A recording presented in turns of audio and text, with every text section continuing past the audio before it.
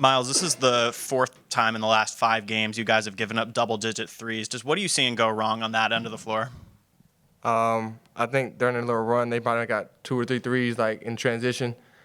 I think it's just important for us to get back and get matched up, no matter what the matchup is. Just find a man and be able to take that away. But I mean, they hit some tough shots tonight. I mean, some of them were wide open looks as well. But I mean, that's just how the game goes sometimes.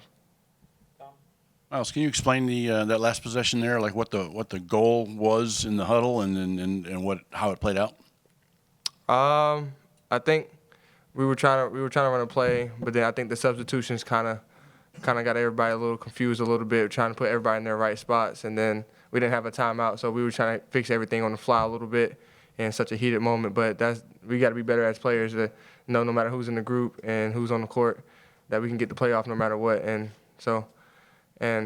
we just got to be better.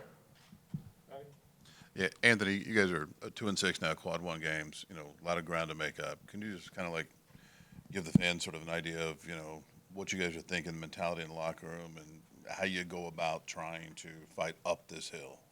Sure. Well, we're sitting at 5-5 in the Big Ten. We got 10 games left.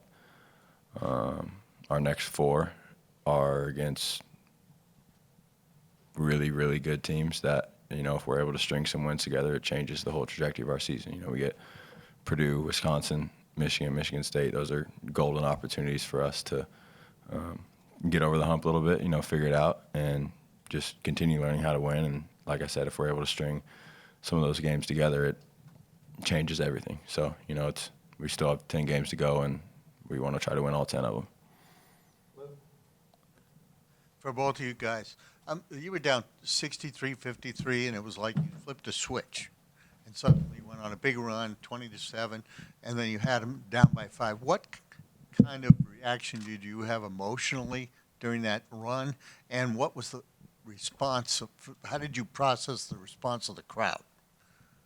I mean, it's always exciting. It's what makes this place so special is, just being able to go on runs like that, and this place and these fans reward tough plays and hard plays, and they notice, when we're out there playing as hard as we can, they reward us with energy, and it becomes contagious. So it's what makes this game so special. But it's a game of runs, and we were able to go on a run there. But we just got to find a way to finish.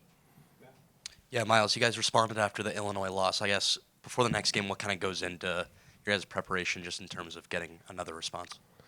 I mean, we just take it day by day. I think each and every day that we come in to work, I think we have a positive mindset of we need to get better and we want to get better, and paying attention to detail to the scouts and everything. I feel like we did all of that today. We just didn't get the win that we wanted.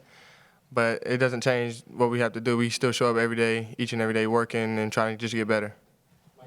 What do you think has prevented you guys from finding that level of consistency that's kind of been lacking over the last couple of weeks? And have you guys tried anything different as kind of leaders on the team to shake things up, or how do you guys kind of approach that? Can I ask you to specify consistency in what? Well, second half collapse and Northwestern just struggling down the stretch. Say fall down by 10, but then look great down the stretch. Kind of that back and forth where you guys can look so good during some stretches, but fall behind and score or struggle offensively. Just kind of those two different. Sure. Yeah, I mean, I'll start.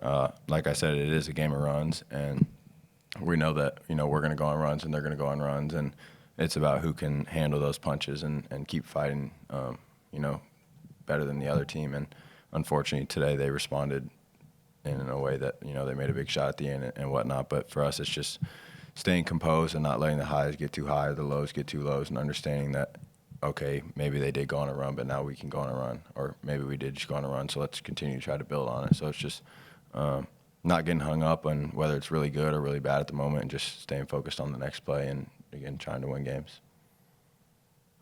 Myles, would you mind expanding just a little bit? What is it like in the heat of the moment there?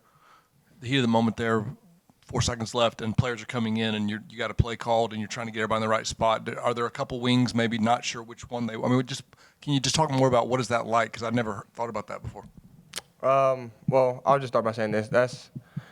I know they're probably not going to want me to say it, but that's on me as the point guard. I have to make sure, regardless of what lineup is in, that we all know what we're doing, and so I'll take some of the heat on that. But I mean, it's just a heated moment. I mean, you can't really put it into words sometimes. You know, everything happens so fast. But it's on not only just the team, but especially me to be cool, calm, and collected, and be that in that headspace to know, like I said, make sure everybody's in their spots and make sure we know what we're doing. So we just got to be better, and I have to be better as well. I want to say Woodson mentioned that on Maryland's last possession, you all had a chance to foul. He was kind of frustrated there was no foul. Was it clearly communicated to you all that the staff wanted you to foul?